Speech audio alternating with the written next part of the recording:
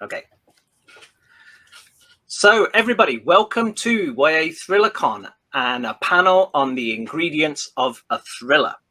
I'm Matt Killeen. I am the chef of Author Monster Spy and Devil Darling Spy.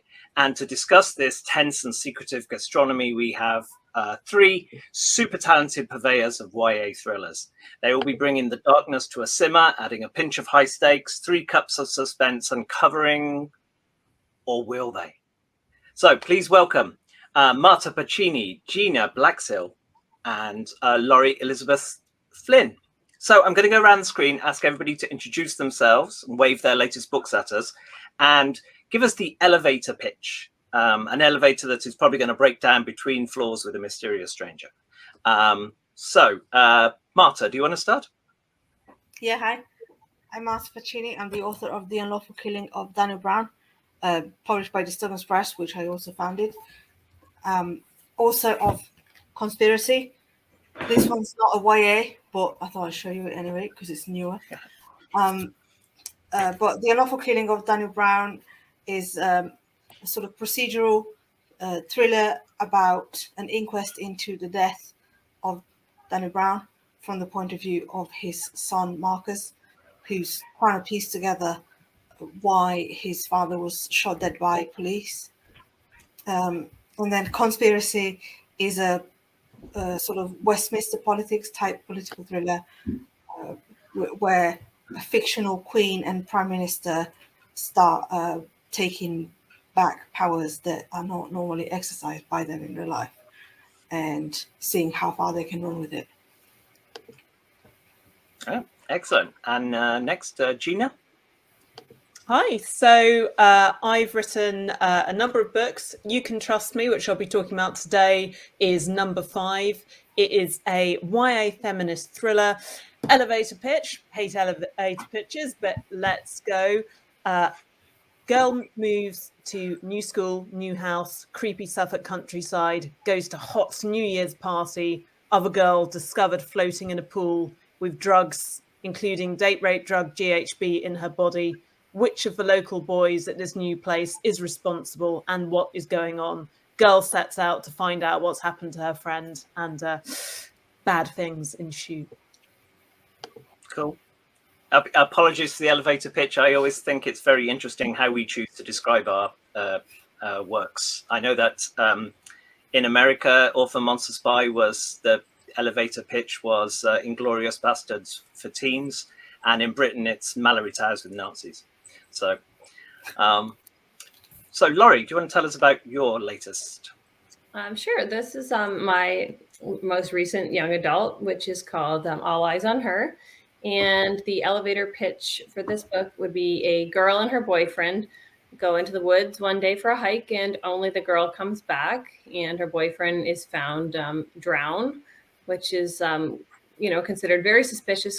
He was a swimming star, and the book is kind of unravels around, from everyone's point of view except for this girl, the main character, the people who knew her and love her, and the people who know her and suspect her in his death. So it has a lot of themes about how the media judges girls and how, girls are sort of held to this high standard. And when they're investigated by the media, all sorts of other facets from their life come into play, which have nothing to do with the situation at hand. So this girl, the main character in my novel, is sort of, torn apart by the media. Her life is fair game. Everyone's judging her and what really happened in the woods. So it's sort of an account from everyone but herself. So that's the elevator pitch for it. Cool. Thank you. So I'm going to dispense with the cooking analogy now, but there's clearly a recipe to a good thriller. It's usually dark. There needs to be very high stakes. There's suspense and tension. There's usually a ticking clock, secrets, withheld information, red herrings, and of course there's a plot twist. And I'm going to go around and ask, what's the secret to a good plot twist? And I'm going to start with Gina. Oh, So I think a good plot twist needs to be unexpected. It needs to make the reader kind of sit up and think, oh, did not see that coming.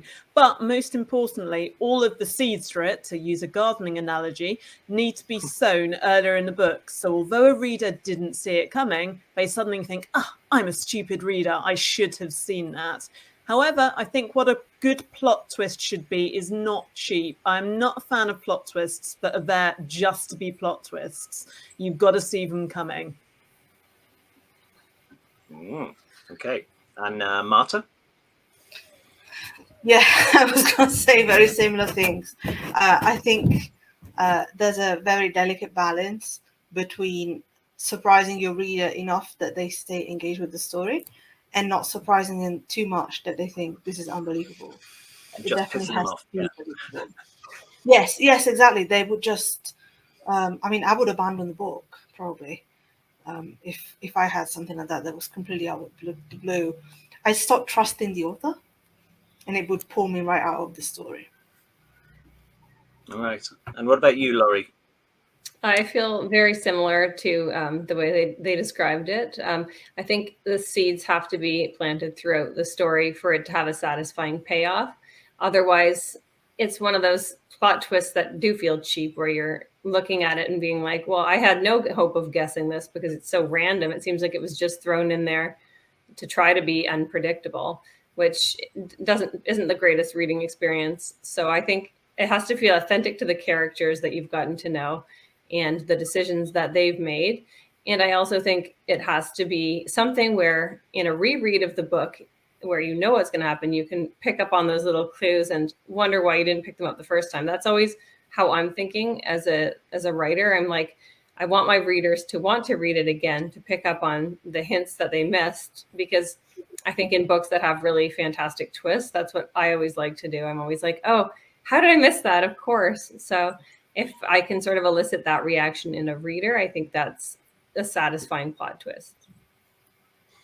It's interesting. You all touched on a level of trust between you and the reader. Something that, whenever you see courses about writing thrillers, they always talk about the contract, which is, a promise to the reader. What is the promise that thriller writers make to their readers? Is it just to be exciting, or is it something more? And I guess start with Marta. I think it is something more. I think, especially with the thriller, it is a promise of, look, it's all going to seem a bit strange and it's not all going to make sense to begin with, but I promise that by the end of it, it will make sense. It's like what Laurie just said. I don't know. Every time I read something like Sherlock Holmes or Agatha Christie, by the end of it, I would feel like, oh, if only I paid enough attention and being on the ball enough, I could have solved this mystery. So I think there is an element of that, of it will be consistent and things will happen that you might not expect, but it will all come together and make sense by the end of it. Okay. What do you think, Laurie? I very much agree with that. I think there's different types of thrillers.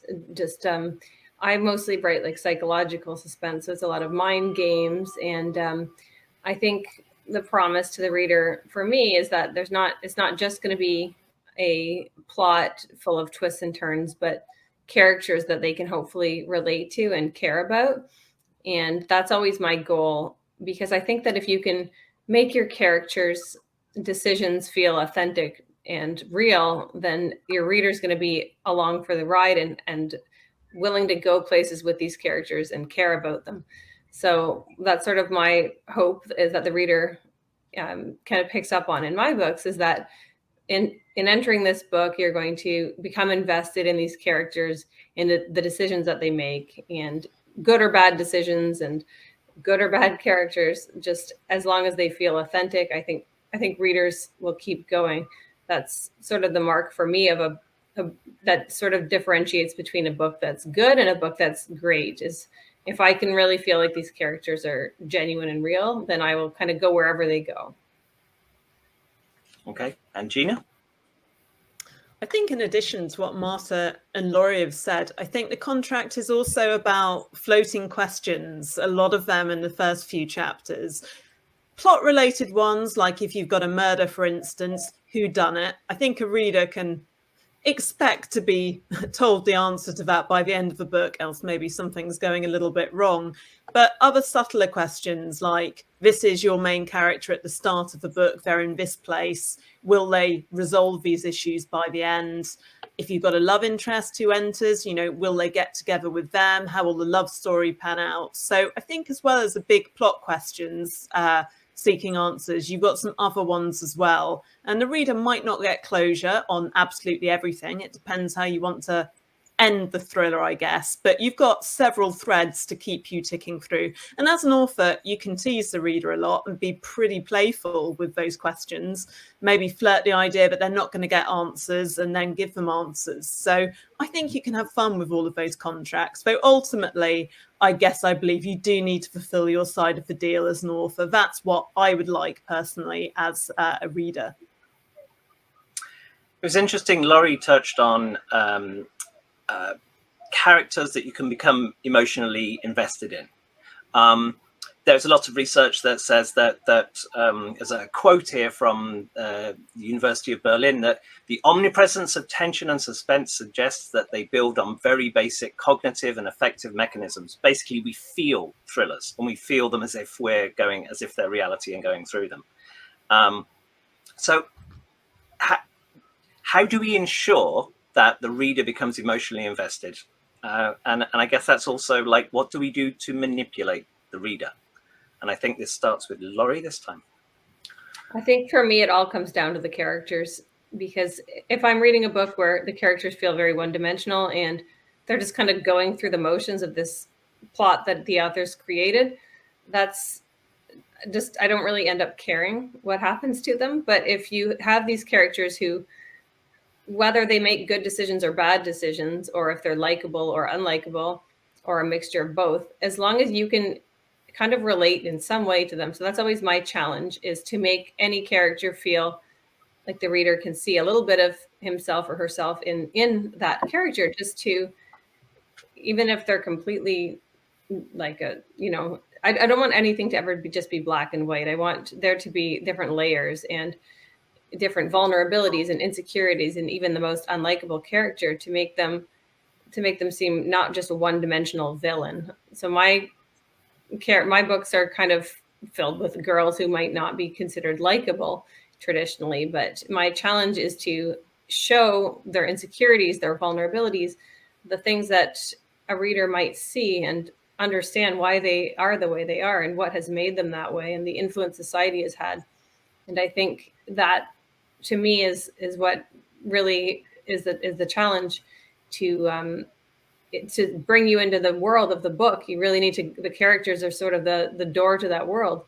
So if they're not there, and if they're not fleshed out, and their decisions don't feel earned or genuine because we don't know them all that well, maybe, or they're just not fleshed out enough, I think that can sort of be the difference between a good book with a entertaining plot that you will forget about afterwards, or a great book that really sticks with you and feels a lot meatier because these characters felt so authentic and genuine. So I guess, there's the term like character-driven novels and plot-driven novels. But I think for me, the challenge in a thriller is coming up with a really propulsive and thrilling plot that surprises the reader, hopefully, and takes them along for the ride, but also allows them to become really invested in these characters so that they do remember the book afterwards. And what do you think, Gina? Yeah, I completely agree with the point on characters. I mean, people are not always as they seem, both in thrillers and in real life. I'm sure we've all had an experience of meeting someone and thinking that we know who they are, or perhaps defaulting to a stereotype, and then you get to know them better and you think, actually, I was completely wrong about that person. So I guess books should reflect that. And I suppose with the reader, another way in which you as an author manipulate them, I think, is within the frame of a thriller, is constant plot progression and constant character progression. Okay, so The reader thinks it's going one way, well, make it go another way. They think they've got one part of the mystery sussed out, do something to upset that. And that can come back to the plot twists that we were talking about earlier. I think we often think of plot twists maybe as something that just happens at the end of the book, like the killer's unmasked. But I'm a really big fan of midpoint plot twists. So, for example, without spoilers, in You Can Trust Me, a piece of information comes out about the midpoint that completely upsets a lot of what the reader and the characters thought they knew about what happened at the start of the book. And that's a bit of a cheap trick that I'm employing as an author, but it gives fresh life to the story, it's manipulation, and it makes the reader look at all of the pieces of evidence again. So I think constant movement in addition to grey characters who have depths to them. Yeah, I was going to ask everybody what their favourite plot twist was, but I knew that would just spoil everything for everybody forever. So, Marta, how do you get people to invest in your characters? I like to think by giving them a fairly rounded story or personality, even though I write really short stuff. Both my books are really slim.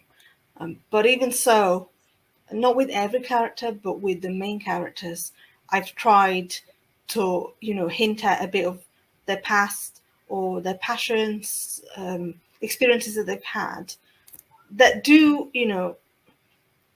end up having an impact on the story, but they're also there just to give the characters a bit of humanity, so they're not just sort of pawns in a chess game, that you can, it comes back to them being relatable. You can relate to the characters, and therefore you care about them, care about what happens to them. Yeah, a little bit of humanity. My editor in the US for Orphan Monster Spy said that one of her favourite bits in the book is when my character, when she's running and everything's literally on fire, she goes back into the kitchen to get the peanut butter because it was such a good experience, and she just has to do that. And talking of such things, I mean, there are lots of C's involved in thrillers. There's the cliffhangers and the climax and the complications and the clock and the contract. There's also very often comic relief. Now, do you go there, and how do you handle that? And I think it's Marta first. I think I have gone there a handful of times over my 2 books, so not very many times. I just think it depends on the style of the book. I don't think it's wrong to do it. I don't think you have to do it. Definitely, I do think that whether it's through comic relief or just a change of pace in some other way, it is important to vary the pace, because, I just think if everything is super high stakes and things are coming thick and fast, something new is happening every other sentence, it can get a bit overwhelming for the reader. It probably does depend on the reader, but I'm very conscious because I'm a publisher as well, so I read and edit other people's work. I've realized that I've been saying to people, oh, hang on a minute, you've got all the background in your head, all the backstory, everything about these characters, and you need to give the readers the time to absorb what you're saying to them, the whole, what you're portraying,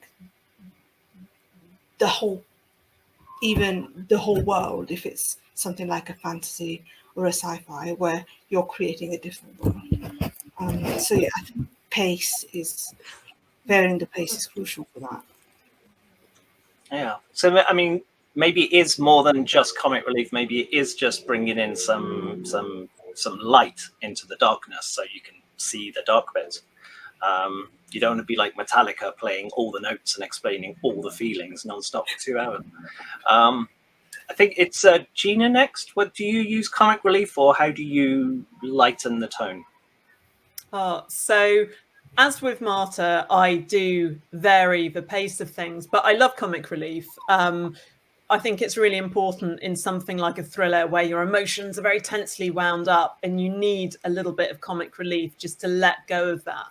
The great thing is, in thrillers is that actually just a throwaway line can act as comic relief. You don't need to have kind of a stand-up routine after a near-death experience. And that's great for me because I'm not very good at writing comedy. So just a smart kind of, not a wisecrack, but just a comment that's maybe a bit close to the bone or something flippant, that can be a great release for the reader. And again, I think it is quite true to life. I mean, we all know about dark humor or gallows humor. And sometimes when something really difficult or dangerous or tense is going on, the temptation to kind of crack a joke is quite high. So I think it's realistic to thrillers. And I like to use that, though not in the, hey, why did a chicken cross the road kind of way, more in a sort of witty line.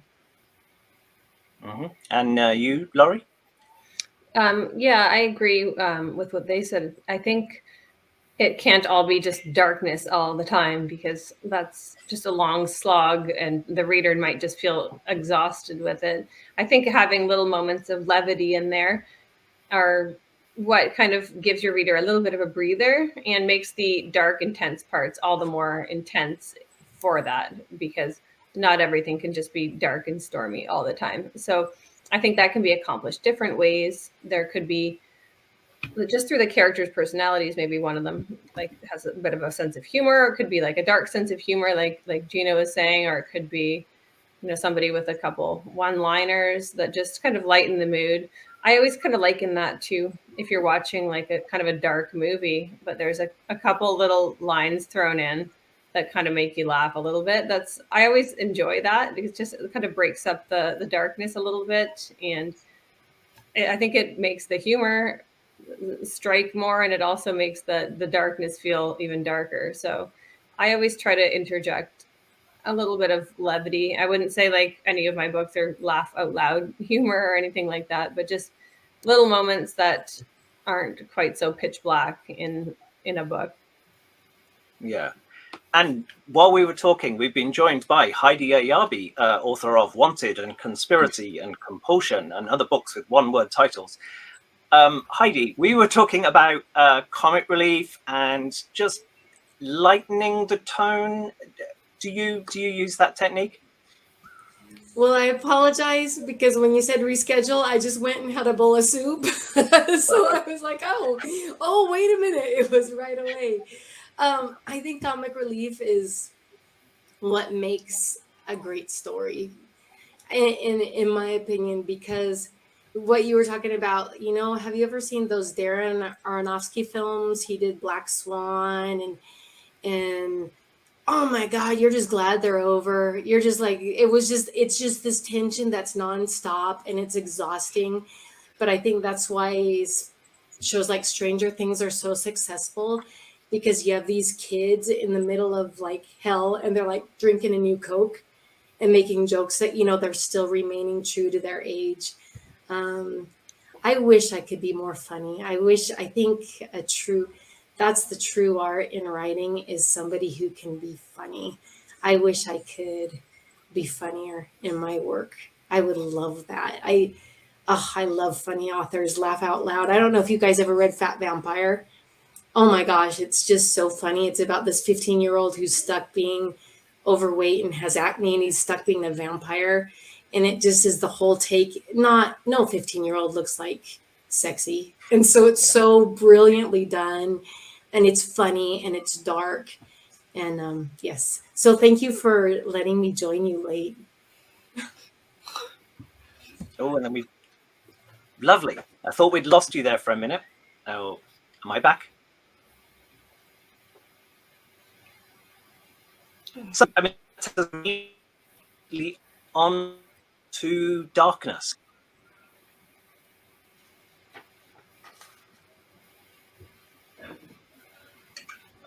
Are we back? All right.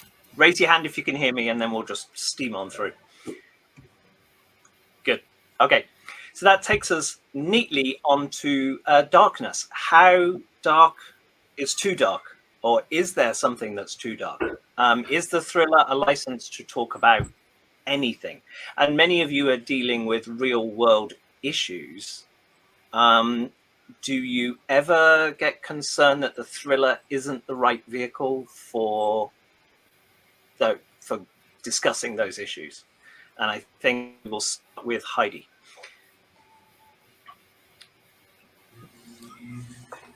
I don't know. I think, that's a really good question, and I think it depends on the context. I think right now we've been going through some really dark times, and I would hope that all of us would try to reach for a little more light that perhaps we need.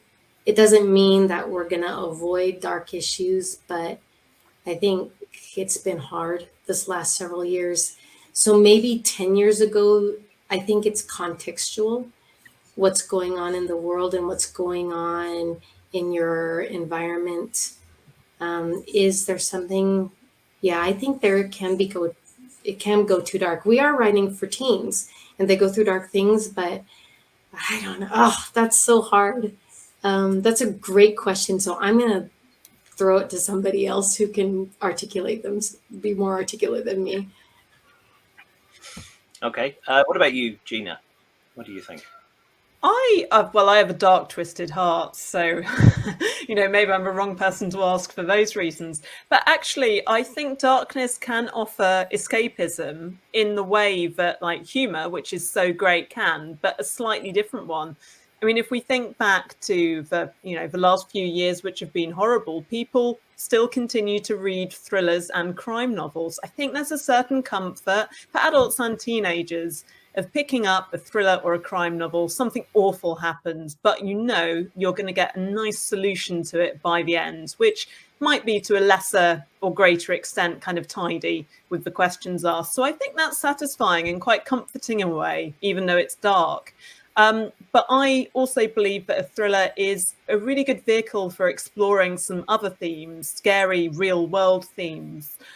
In You Can Trust Me, there's a lot of themes like suicide, sexual assaults, bias, rape, murder, some really big things. But I hope, because it is packaged up in the framework of a quite accessible, non-intimidating thriller, a lot of teenagers will be able to engage with those things in a way that maybe they wouldn't have done with a novel that just focused on those and maybe came across as a little bit scary or even a little bit preachy. I say preachy because there's stuff about boys, girls, consent, sexual assault in this book. And I think it can absolutely be enjoyed by boys as well as girls. And I wouldn't want boys to be put off by thinking this is just going to be man bashing and preachy. So I think thrillers are really accessible. And for that reason, they can address some real life things really well. Yeah. What do you think, Marta? I'm gonna jump on the preachy theme because I know that I'm in danger of doing that, and I think using the medium of the thriller has helped me keep that to a minimum. I think because we're talking about YA thrillers specifically, that has definitely put me in a position of thinking very hard about how I was going to end my YA book. And in fact, because I've written one YA book thriller and one adult thriller, it's interesting to think of the comparison. I didn't worry so much in the adult one about whether it was going to have a positive resolution by the end of it and whether that mattered. In the YA one, I did worry about because I do think there is some sort of responsibility not to trick young people into thinking the world is better than it is, but maybe to offer a little bit of hope. That's interesting. I mean, we'll hear from Laurie in a moment on this, but I think it's interesting that as creators of YA thrillers, we do need to be careful about the what happens in the end. That's a very interesting point. Let me think. I will come up with a question for that while we hear from Laurie. Yeah, I think the thriller is a great medium to explore different themes. My books are always layered with a lot of social commentary. So I find that exploring those things through a thriller lens has been really interesting. I also write adult books, and I do the same thing with those novels. They're like a psychological thriller framework, but has a lot of commentary on issues that women and girls would face.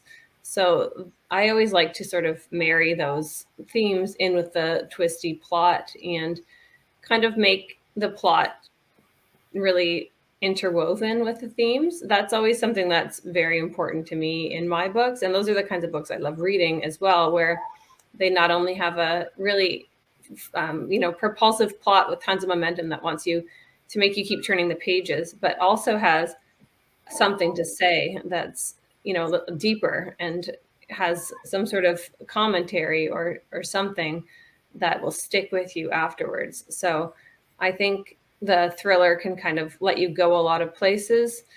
And I believe it's a genre that a lot of people enjoy reading, and it kind of takes the reader on some twisty path a lot of the time, and being able to feel rooted in that story through some sort of reflection of themselves or issues they've gone through, particularly for teens. I think if you can relate to the characters on the page and feel seen in a book, that's kind of a powerful thing.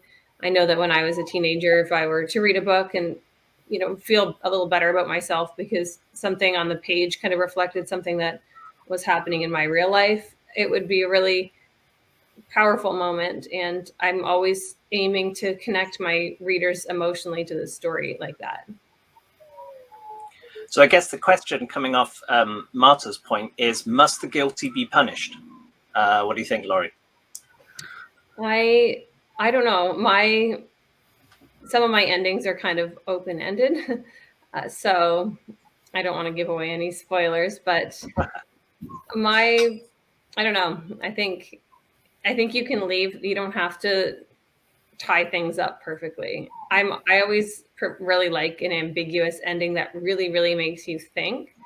I know people are torn on this because sometimes they can be really frustrating, but as long as that ending is also satisfying to the characters, but if it's kind of ambiguous and open-ended and the reader plays a part in deciding what they think happens next, I always find that really interesting because it kind of has a bit of an interactive element with your readers.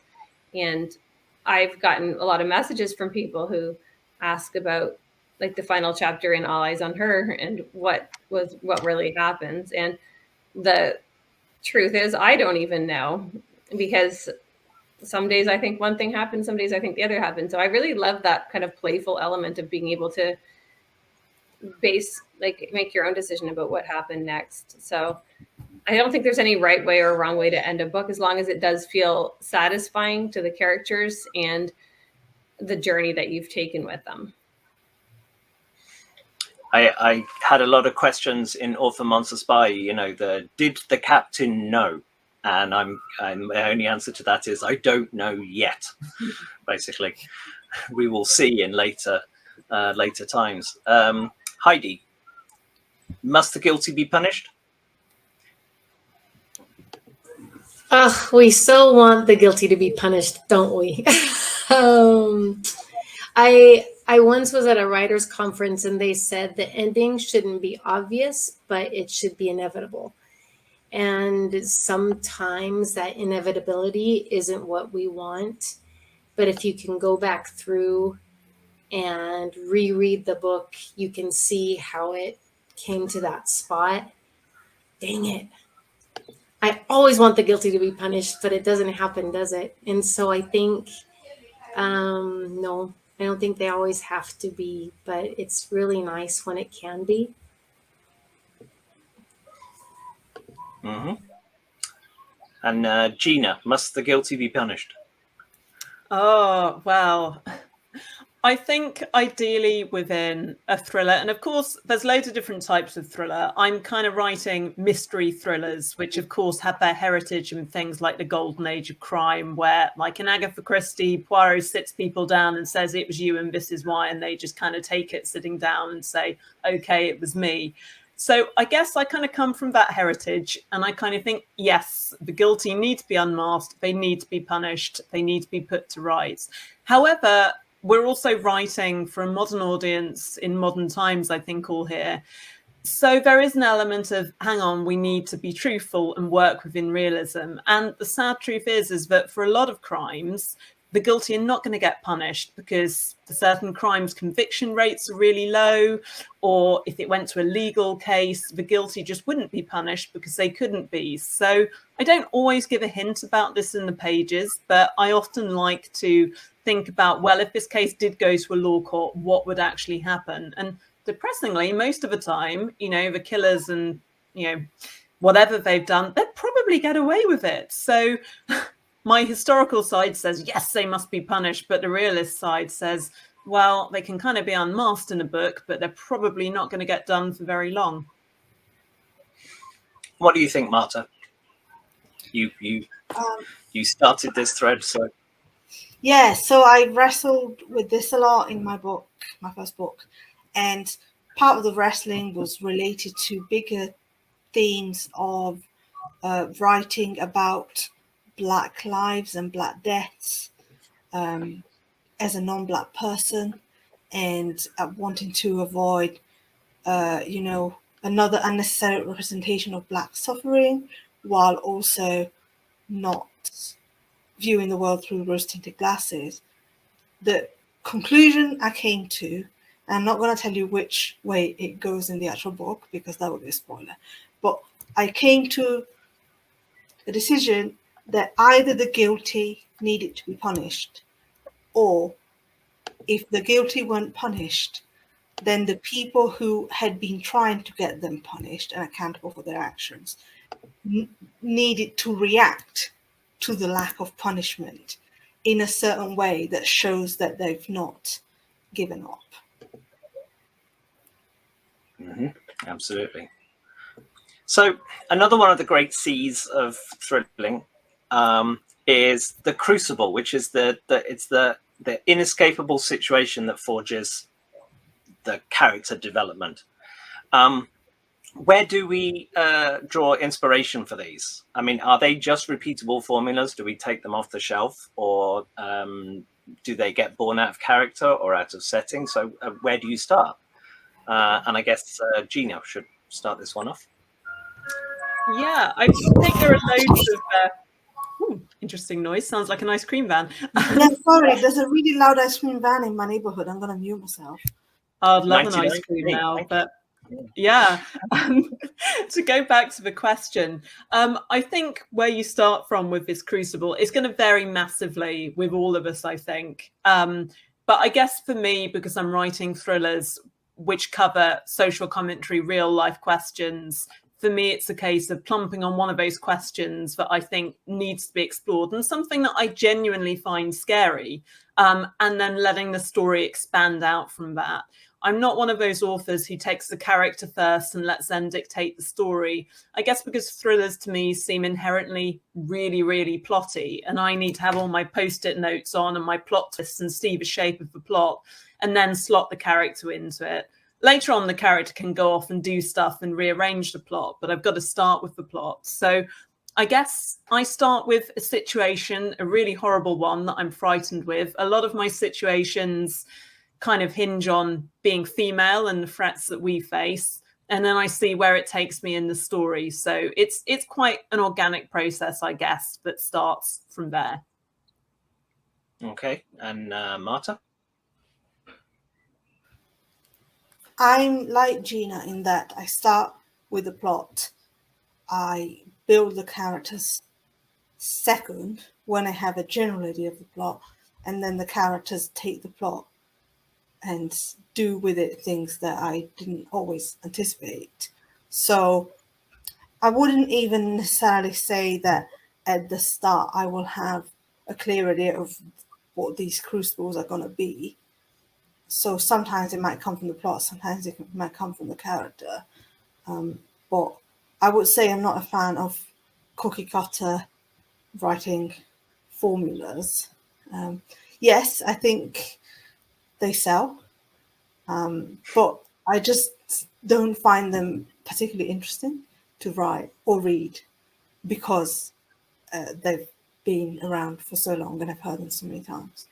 So that's why I'm not judging people that do it. It's more that I don't find it that interesting. So I always try and create my own sort of situations and then figure out how I'm going to get the characters out of them, which can be interesting. I know that Robin Stevens and her Murder Most Unladylike series, she says that, you know, the formula is the reason that she is able to write so many is that there's a formula and you mess with it at your peril, you know, and she will slot those in because that's part of her promise to the reader. What do you think, Heidi?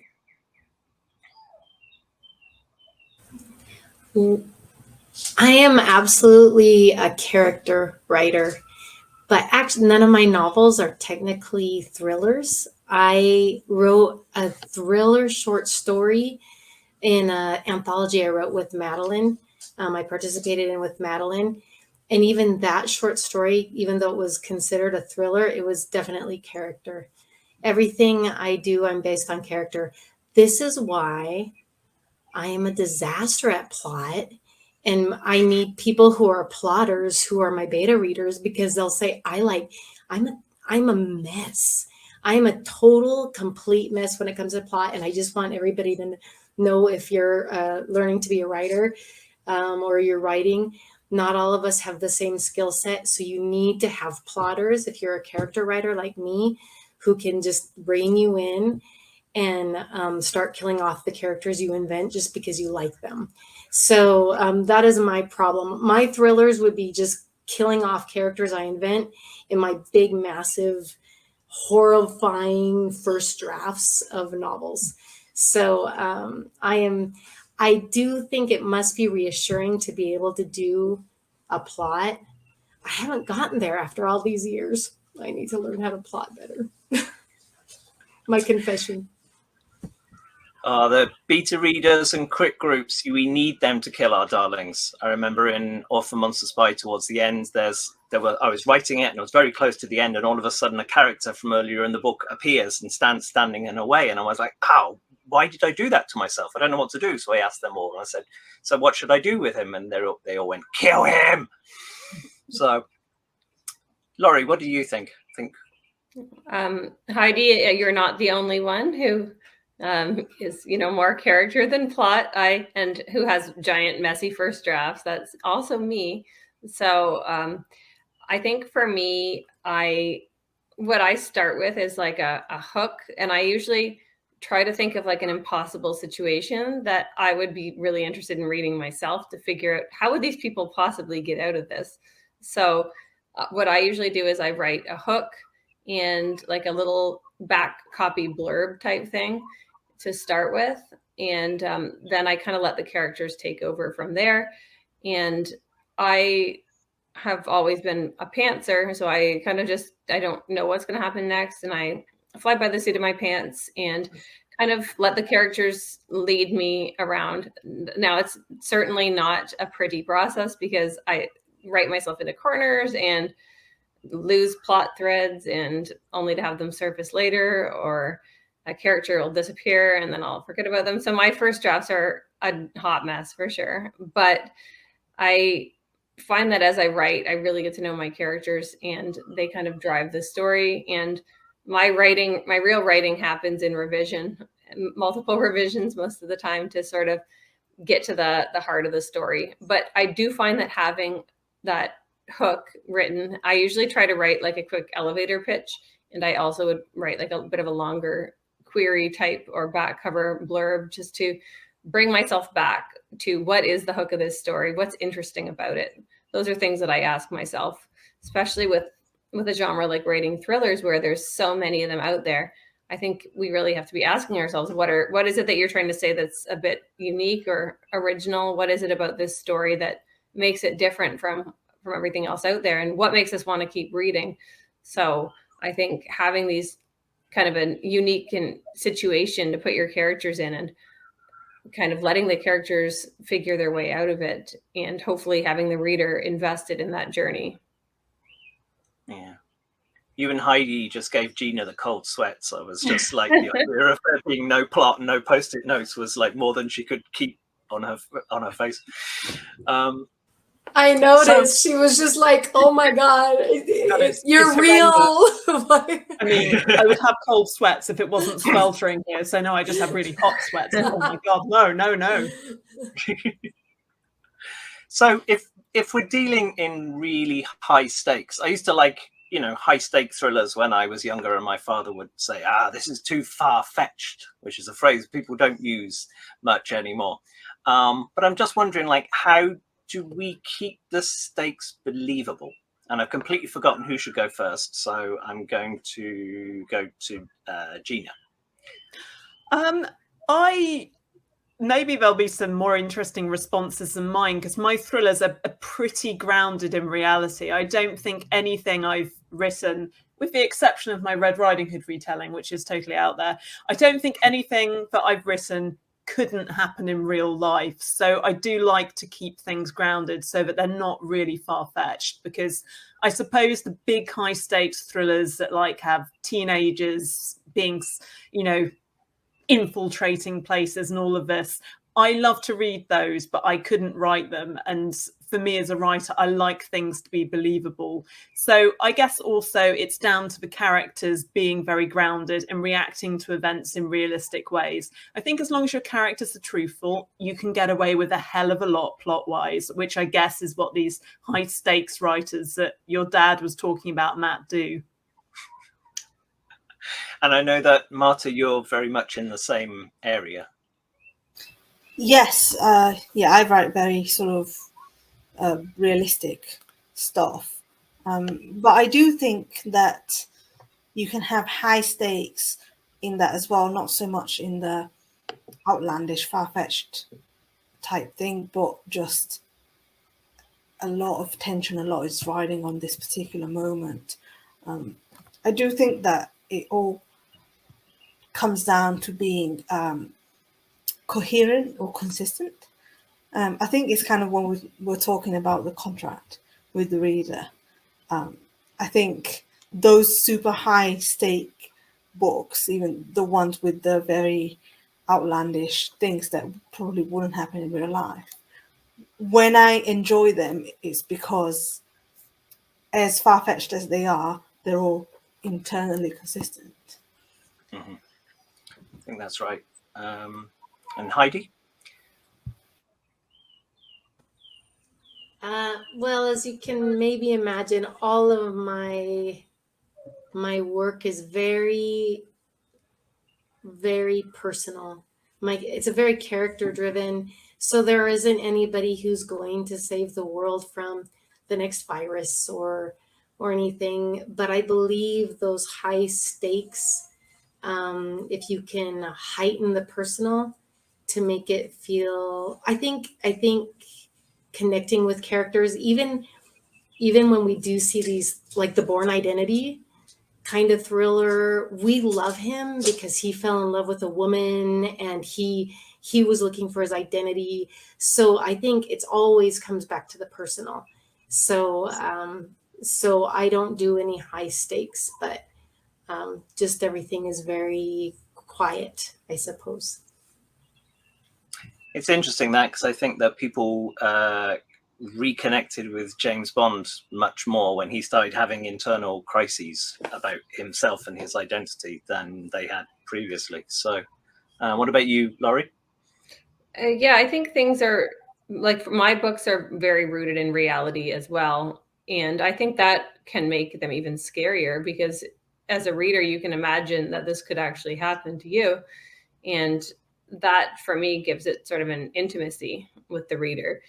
And that's sort of how I ground my stories. And I kind of leave it to the characters to be the kind of gateway to the world in these situations. And it can be a very visceral reading experience for me if I'm reading a book where the characters feel very deeply felt and authentic, where I can sort of feel like I'm in their shoes. And that can really make the stakes seem very high and the situation very scary, because you can imagine something like that happening to you. And I think as an author, when you have readers telling you that about your books is a very high form of flattery. And that's sort of what you want to accomplish, is seeding this reader into the world you created and having them be so invested in it that they believe that this could happen in real life, or it could happen, or maybe has happened. So just having that emotional investment in the characters and their world is, I think, the most important thing. Okay. Well, we've touched on this a few times in a few of the questions, but I just wanted to set the question out. The formula, you know, romance, I believe, requires a happy ending, and a romance that doesn't have a happy ending is not a romance with a capital R. Can you reformulate the thriller? Like, can you pick and choose the tropes, or do you mess with that recipe? We're getting back into the cooking again. Would that mean that it's not a thriller? And so how do we feel about that? And I think if we start with Laurie on this. Yeah, I think that's one of the things I love most about thrillers, is that you can do what you want. It's like there's no formula you have to follow. And I love that. I think that freedom is so liberating. And I find that the thrillers that really stick with me are ones that are very inventive, or feel very fresh or different, or have a twist where I might not have seen one before. And I think that's what I personally love about them, is that they're not formulaic. They don't follow the same recipe, so to speak. They don't, you know, some of them have very high external stakes. Some of them have higher internal stakes. It's just, they can be vary so widely. And I don't think they have to end a certain way. I don't think they have to begin a certain way.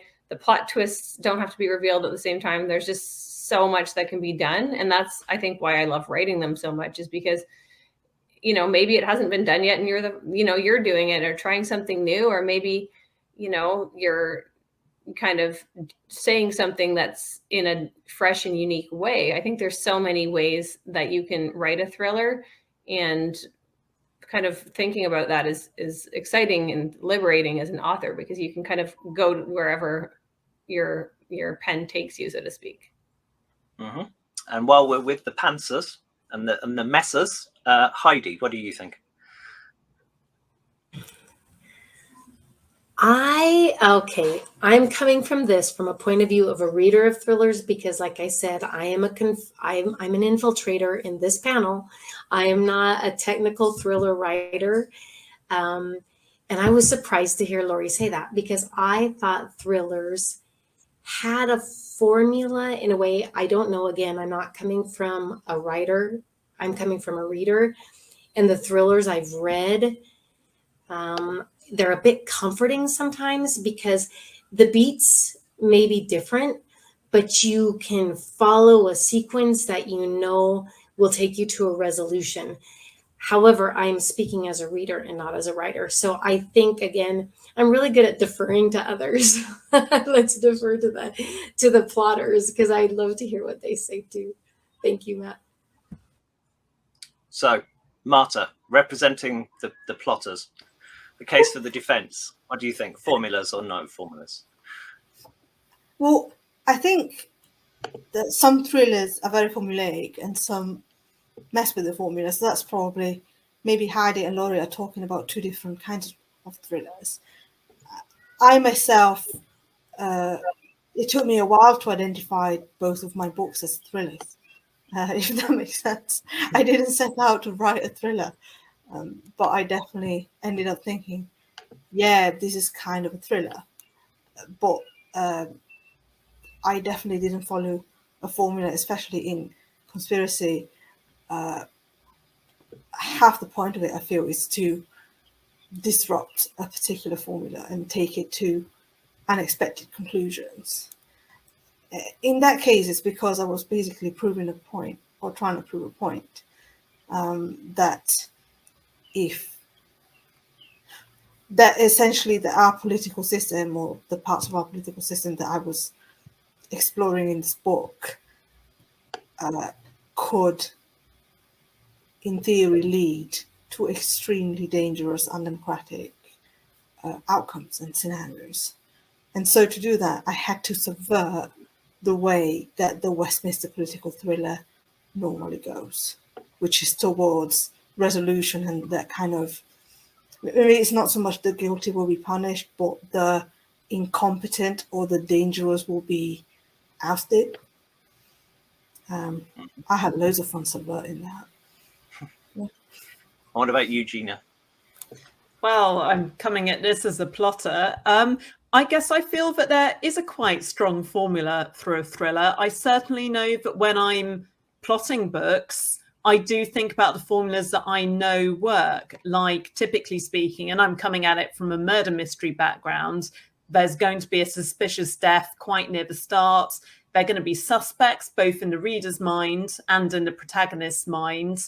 There are going to be some near-death experiences. There's probably going to be a love interest. There's going to be an exciting denouement where probably the life of the protagonist is threatened, and they're going to have a showdown with the killers and a bit of a conversation, because that's just such a fun murder mystery trope. I just can't bear to give it up. So I guess from my point of view, that formula is quite strong. However, I think one thing that you do need to do as a writer is put a twist on the formulaic elements so that they feel fresh.